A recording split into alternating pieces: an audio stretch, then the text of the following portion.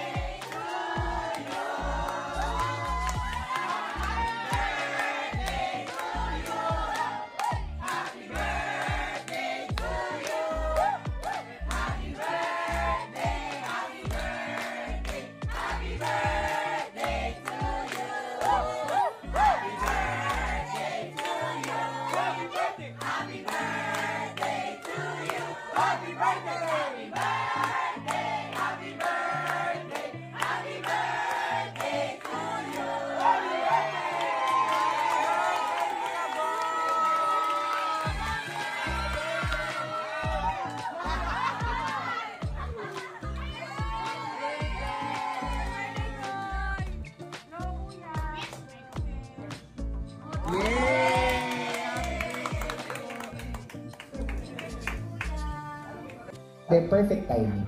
At itong 2024 ay binigay na agad sa akin. God's timing and God's timing talaga. Kaya napakaganda ng aking taon. Meron ka bang wish na pwede i-share sa amin? Hindi pwede Sa wish pass, napaka may wish pass performance. yes! Kaya pwede wish ko lang naman ay sana maging healthy ako at ang aking pamilya. Ay, hindi ka ba healthy ngayon? Samantala, nag-guest naman sa Showtime sila Kims Molina at Empoy.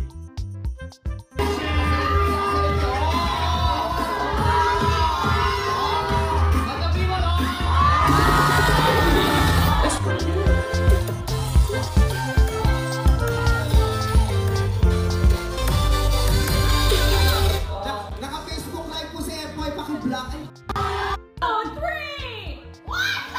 Kasali ka! Sabay